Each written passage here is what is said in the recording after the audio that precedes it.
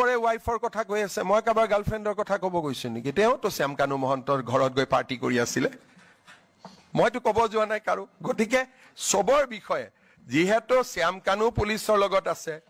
গোটেইখিনি আছে গতিকে মই যদি সবৰ বিষয়ে ক'ব যাওঁ এটো মহাভাৰত হৈ যাবগৈ কেতিয়াবা আপোনালোকে অখিল আৰু লুৰিনক জুবিনৰ হৈ চিন্তা কৰা দেখিছিল নেকি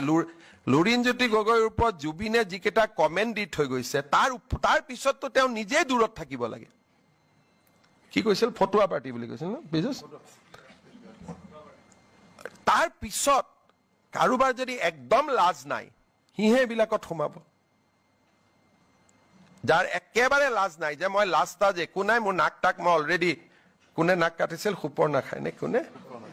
বোলে সুপৰ নাখায় মোৰ নাক কাটি থৈ দিছে গতিকে মোৰ কোনো ৰাস্তা নাই নাক টাক নাই মই জপিয়াই পৰিম এই ধৰণৰ কথা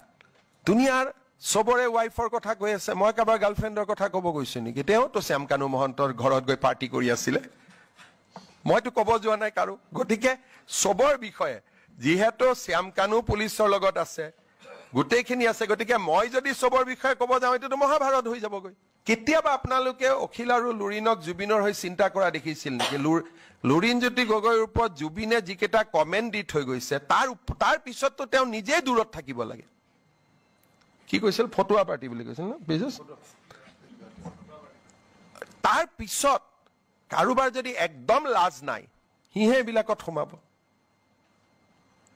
যাৰ একেবাৰে লাজ নাই যে মই লাজ তাজ একো নাই মোৰ নাক টাক মই অলৰেডি কোনে নাক কাটিছিল সুপৰ নাখায় নে কোনে বোলে সুপৰ নাখায় মোৰ নাক কাটি থৈ দিছে গতিকে মোৰ কোনো ৰাস্তা নাই নাক টাক নাই মই জপিয়াই পৰিম এই ধৰণৰ কথা দুনিয়াৰ সবৰে ৱাইফৰ কথা কৈ আছে মই কাবাৰ গাৰ্লফ্ৰেণ্ডৰ কথা ক'ব গৈছো নেকি তেওঁ তো শ্যামকানু মহন্তৰ ঘৰত গৈ পাৰ্টি কৰি আছিল মইতো ক'ব যোৱা নাই কাৰো গতিকে সবৰ বিষয়ে যিহেতু শ্যামকানু পুলিচৰ লগত আছে গোটেইখিনি আছে গতিকে মই যদি সবৰ বিষয়ে ক'ব যাওঁ এটো মহাভাৰত হৈ যাবগৈ কেতিয়াবা আপোনালোকে অখিল আৰু লুৰিনক জুবিনৰ হৈ চিন্তা কৰা দেখিছিল নেকি লুৰিনজ্যোতি গগৈৰ ওপৰত জুবিনে যিকেইটা কমেন্ট দি থৈ গৈছে তাৰ পিছততো তেওঁ নিজেই দূৰত থাকিব লাগে কি কৈছিল ফটুৱা পাৰ্টি বুলি কৈছিল ন বিজুস তাৰ পিছত কাৰোবাৰ যদি একদম লাজ নাই হিহে বিলাকত সোমাব যাৰ একেবাৰে লাজ নাই যে মই লাজ তাজ একো নাই মোৰ নাক টাক মই অলৰেডি কোনে নাক কাটিছিল সুপৰ নাখায় নে কোনে বোলে সুপৰ নাখায় মোৰ নাক কাটি থৈ দিছে গতিকে মোৰ কোনো ৰাস্তা নাই নাক টাক নাই মই জপিয়াই পৰিম যে সিদ্ধাৰ্থে হি দাদাক ভালকে চাব লাগিছিল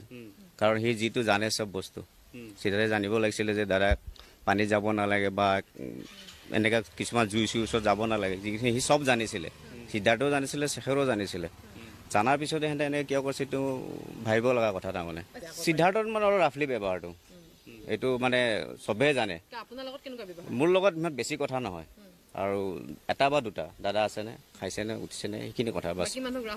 বাকী মানুহ ৰাফলি মানে মোৰ লগত সেইখিনিয়ে কৰিছে আৰু বাকীবিলাকৰ লগততো প্ৰায়তো কৰেই সি ক'ৰবাত ষ্টুডিঅ'ত কোনোবা আহিলে কিয় কাৰণে আহিছে কি কাৰণে আহিছে এতিয়া দাদা উঠা নাই অলপ ৰাফলি ব্যৱহাৰটো তাৰ সিদ্ধাৰ্থ 14 না 13ত সি আহিছে এজ এ মেনেজাৰ হিচাপত আহিছিলোঁ মই 2008-09 পৰা আছোঁ দাদা মই গায়ক নহয় মই দাদা ঘৰতে থাকিছিলোঁ খাৰগুৰিৰ ঘৰত দাদাক চোৱা চিন্তা কৰি আছিলোঁ দাদা যেতিয়া তাৰ পৰা গুচি গ'ল ঘৰটো ভাঙি দিলে তেতিয়াৰ পৰা দাদাও অহা নাই মই তেনেকৈ আছোঁ আৰু যোৱাৰ আগত 13 তাৰিখে মোৰ লগত ইয়াত আহি কথা পাতি গ'ল খাৰগুৰিত কৈছে যে মই টাইলছ চাইজ কিনি থৈ আহিছোঁ ছিংগাপুৰৰ পৰা ঘূৰি আহি ঘৰৰ কাম ষ্টাৰ্ট দিম আৰু সেইখিনিয়ে কথা হৈছে লাষ্ট আৰু একো মানে কনষ্ট্ৰাকশ্যন হৈছে বাছ ভিতৰৰ কামখিনি একো হোৱা নাই বেয়াটো লাগিয়ে আছে এতিয়া ক'ব নোৱাৰি কিমান কি বেয়া লাগে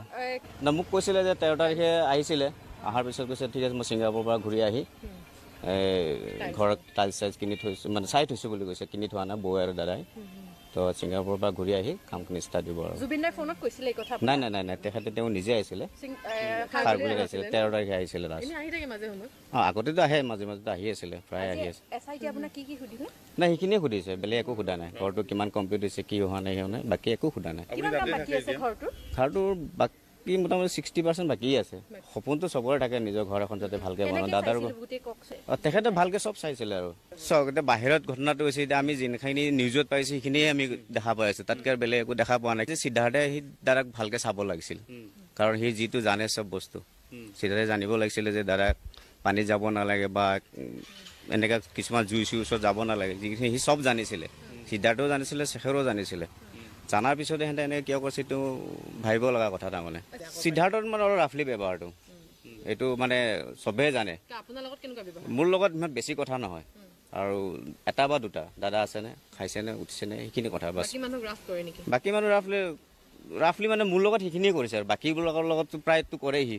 বা ষ্ট্ৰীটত কোনোবা আহিলে কিয় কাৰণে আহিছে কি কাৰণে আহিছে এতিয়া দাদা উঠা নাই অলপ ৰাফলি ব্যৱহাৰটো তাৰ সিদ্ধাৰ্থ 14 না 13ত সি আহিছে এজ এ মেনেজাৰ হিচাপত আহিছিলোঁ